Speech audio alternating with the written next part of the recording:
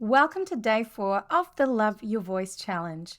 I'm Sheree Matheson, and today we are talking about an essential part of singing, which is loving on your voice with a vocal prep process, which is warming up, warming down, and taking vocal rest. As a singer, you need to prepare your vocal folds just as you would warm up your body before exercising. A personalized warm-up routine helps you to prevent vocal damage and improves your performance. During the warm-up process, you should focus on exercises that aim to stretch and strengthen your vocal folds. So, how long should you warm up for? Well, that depends on a few factors. Firstly, it depends on how long it takes you to feel warmed up. And that can be a day-to-day thing based on, are you maintaining your daily vocal care habits, like getting enough sleep, hydration, and being mindful of your nutrition?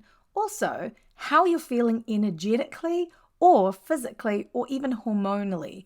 And it also depends on how much you've been using your voice during the day already. The second thing is your vocal stamina. If you're performing or practicing regularly, you can tailor your warm-up based on how long your performance is. The last thing you want to do is leave your best voice in the warm-up room, but you do want to hit the stage ready to go. It's about finding a balance, consistently nurturing and knowing your voice and all the warm-up options that make a difference. In my online coaching program, the Singer's Technique Toolkit, I teach singers how to personalize their vocal warm-up to every performance length and even specific songs. Let me take you through the first part of the vocal prep process I teach and use myself. There are 3 initial steps. The first one is always a siren. Yes, you will have done this at the start of the day as a vocal wake-up as part of your daily vocal care habits, and you can find out more about that in day 2 of the challenge where we talk about loving your vocal health.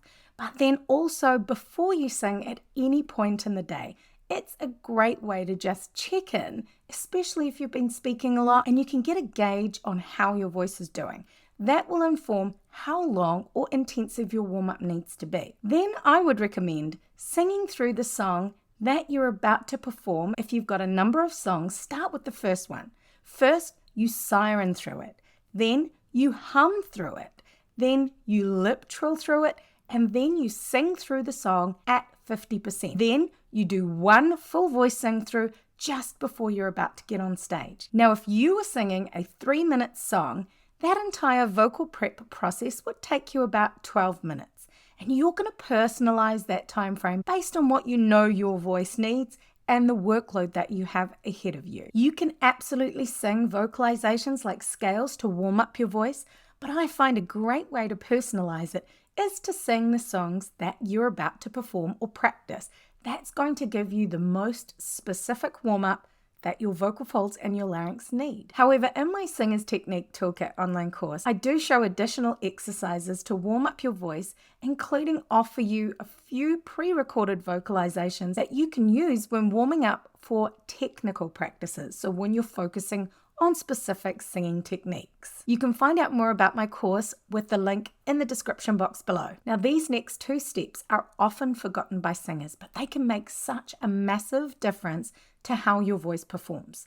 The first one is warming down after singing or speaking for long periods of time, and the second is taking vocal rest. And a really quick formula to use to warm down is basically reverse what you did to warm up. So say the last song that you did on stage or in your practice, you sing that through at 50%, then you lip trill it through, then you hum it through, and then you siren it through.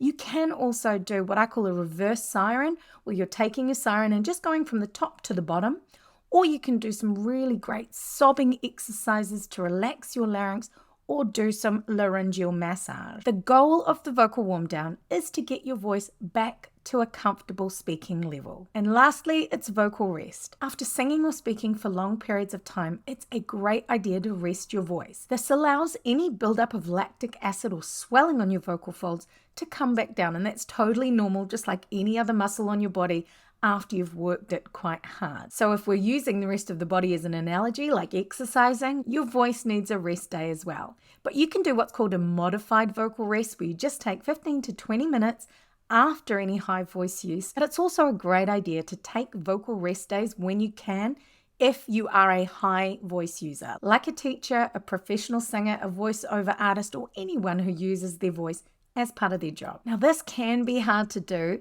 If you are working in a loud environment, so say you've just done a gig, you get off the stage, the venue is really loud, people want to talk to you, but you really need to prioritize taking that 15 minutes just to kind of shut yourself away somewhere and give yourself some vocal rest after you've done your vocal warm down. This is a great way to show your voice love as part of the vocal prep process. Just taking 15 minutes for yourself and your voice post practice or performance to not talk. I guarantee that loving on your vocal prep process will improve your voice and your singing because it's the ultimate pro singer behavior to show your voice you care. Let me know in the comments if you have a vocal prep process and what that is, and I'd love to answer any questions you've got, so pop them in the comments as well. Next up, we have day 5 of the Love Your Voice Challenge, and we are focusing on practice plans because you know what? Practice equals performance confidence. I'll see you then.